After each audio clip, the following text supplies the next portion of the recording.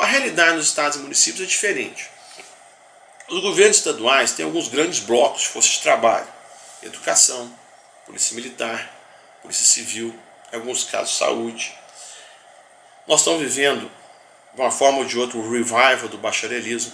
As carreiras jurídicas estão se reestruturando e se constituindo quase como um estado à parte. Isso me parece que é um problema do nosso regime democrático, não pela profissão em si, mas porque vem junto uma série de corporativismos vinculados que se autorregulam. E nós ainda não temos um checks and balances entre os poderes que coloca todos no mesmo debate, na mesma discussão. O fato é, quando você vai para municípios, é diferente. Você tem aí fiscais, tem o pessoal da saúde, tem as assistentes sociais. Então você tem outros conjuntos de blocos de força de trabalho. Nós ainda não temos uma compreensão muito clara de quais são esses blocos por nível de governo, de como eles se alinham, como eles se equiparam e de como você problematiza e trabalha para que esse pessoal se profissionalize, se conecte, capacite-se ao longo da sua trajetória profissional e possa prestar um serviço público de qualidade. Isso ocorre também no momento em que no mundo privado o ciclo das profissões encurtou dramaticamente. Antigamente você tinha um emprego para a vida inteira no setor público. Hoje, você olha para o setor privado, você tinha 2, 3, hoje você tem 6, 7, 10. Os ciclos profissionais estão encurtando muito. E com a tendência ao aumento da idade de aposentadoria, você não vai ter mais aquele horizonte no setor público de um job for life. Você vai ter no próprio setor público a necessidade de atualização, de capacitação, de mudanças de profissão, que é uma coisa que faz parte da vida moderna. No setor público mais diferente. Mas você tem em compensação outras possibilidades. É muito comum, em várias áreas de governo, uma certa mobilidade. Você pode sair de um cargo, trabalhar num outro, num órgão, trabalhar no outro, mudanças ao longo da própria carreira, mudanças de estado, mudanças de nível de responsabilidade. Essa perspectiva de ascensão, de mobilidade, de capacitação, é uma das coisas que mais fascina hoje no setor público. Várias áreas de governo têm programas de capacitação bastante competitivos e que funcionam como elementos atrativos de quem deseja crescer profissionalmente.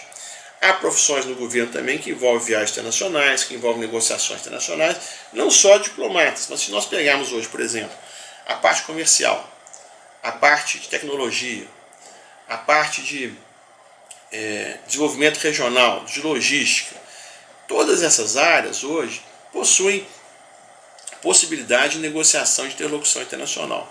Não tem uma política pública que seja só do Brasil. Todos os outros países hoje também têm essas políticas públicas. Então a possibilidade de benchmark, de cooperação técnica também estão postas. Isso funciona também como elemento motivador para trabalhar na esfera pública. Claro que, ao contrário do setor público, o setor privado, você tem um foco, visão de túnel, resultados, chefia, escopo, limites, bordas.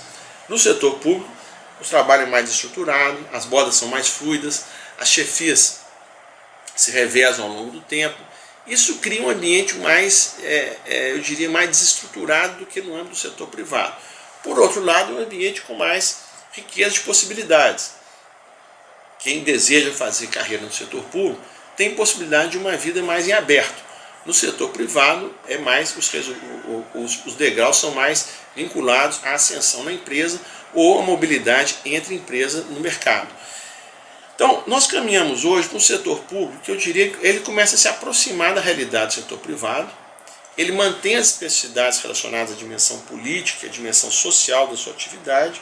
Algumas atividades do setor público são praticamente idênticas do setor privado, mas o ambiente é diferente, e outras envolvem conhecimentos específicos. Em geral, atribui-se à burocracia algumas características positivas, outras negativas.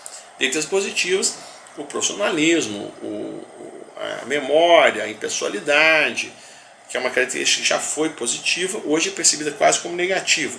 Impessoalidade no sentido de não ter favoritismo, mas você precisa ter um tratamento mais customizado no sentido de atender ao cidadão.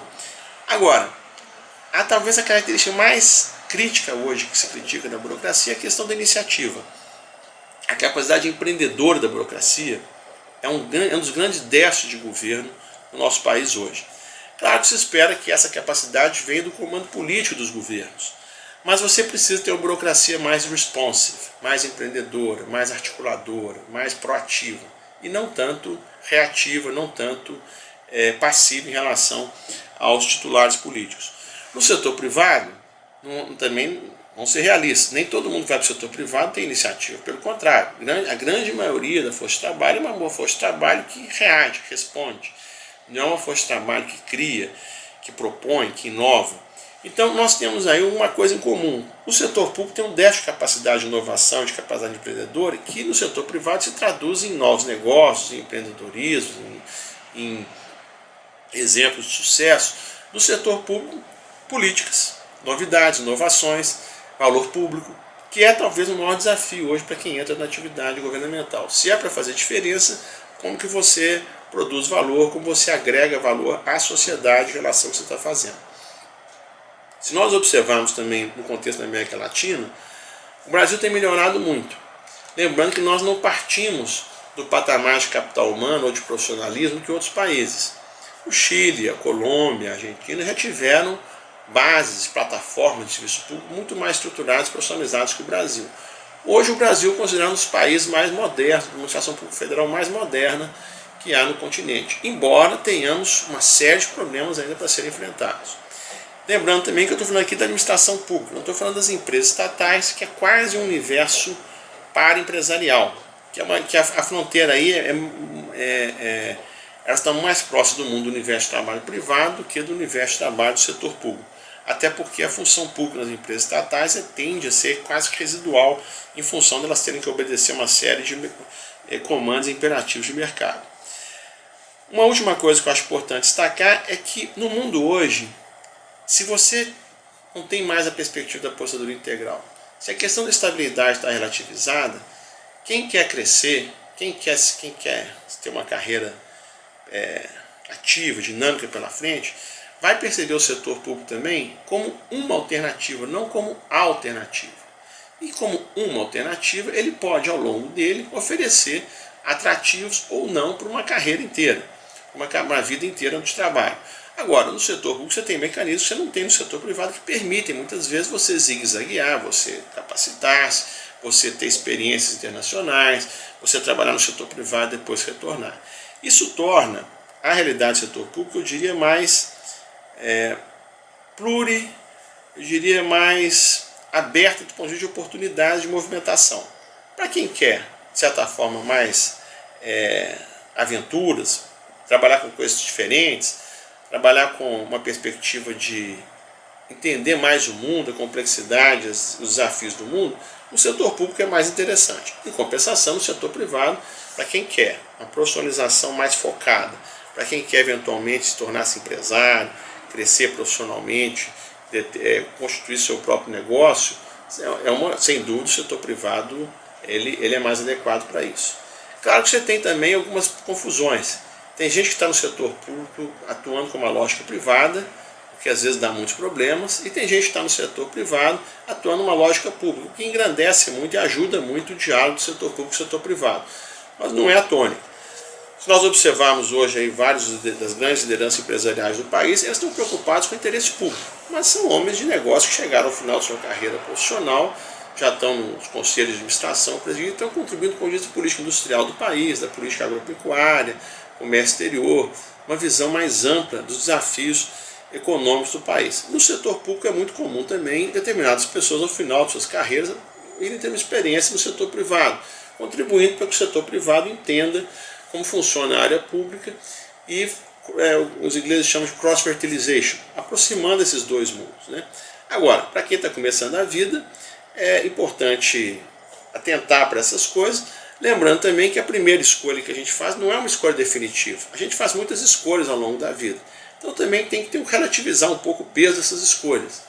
Eu me lembro, por exemplo, que um amigo meu dizia que tem duas coisas que você não deve fazer na vida: entrar para o organismo internacional e sair para o organismo internacional. Eventualmente eu fiz as duas. E às vezes o que é importante para você na vida não é a mesma coisa ao longo da vida toda. Às vezes é o salário, às vezes é o chefe, às vezes é o conteúdo, às vezes é a cidade. Tudo isso muda ao longo da vida. Eu me lembro quando eu era mais novo, por exemplo, a turma que entrava no Banco do Brasil. É um emprego importante, um emprego reconhecido, um emprego consagrado. As pessoas que pediram demissão dos empregos do Banco do Brasil são pessoas que perceberam que a vida delas, elas não se adaptavam àquele tipo de trabalho. Então a gente tem que também ter um pouco de paciência com a gente mesmo nesse aspecto. Às vezes a tentativa e erro é uma boa estratégia e a gente não pode ficar preso a escolhas feitas em um determinado momento quando a gente obedecer a determinados parâmetros. Lembrando também que o país vive há praticamente 10 anos em pleno emprego. É muito diferente quando dos anos 80, por exemplo, onde não tinha emprego. Obviamente, às vezes não tem emprego ali, perto de sua casa, perto de sua família, mas o país hoje vive um boom de oportunidades profissionais imenso, tanto no setor público quanto no setor privado. Isso faz também com que as pessoas permitam se explorar mais, experienciar mais, viver mais coisas diferentes e tentar encontrar seus próprios caminhos. O governo está aí, vai estar sempre aí, um pouco melhor, um pouco pior, com dirigentes melhores, com dirigentes piores, com o Legislativo, com o Judiciário, com o Ministério Público, com o Tribunal de Contas, com o Poder Executivo, com o terceiro setor. Hoje tem uma grande gama de empregos surgindo na esfera não governamental, alguns patrocinados por ONGs, outros patrocinados por empresas, por fundações privadas. Então nós estamos vivendo hoje um momento que eu diria que é um momento de ascensão, de florescimento da esfera pública. E quem tiver interesse e achar que tem vocação para trabalhar com isso, vai ter muita oportunidade, vai ter muita, eu diria, muita chance para se testar e para ver se aquilo preenche. O importante na vida também é um pouco isso, a gente fazer o que preenche a gente, senão os custos, às vezes você tem um bom salário, mas não está feliz, ou tem um trabalho que gosta, mas não recebe o suficiente, não tem o reconhecimento, não tem a satisfação pessoal. Então, de certa forma, eu acho que quem quer experimentar, tentar a sorte hoje no governo, no serviço público, tem muito campo. É só lembrar que é apenas uma entre várias escolhas, mas que é uma escolha bastante instigante, que para quem gosta de problemas, desafios e de fazer coisas que eventualmente façam diferença para a própria pessoa, na vida dos outros, é um campo único. Então é basicamente isso que eu tinha para dizer.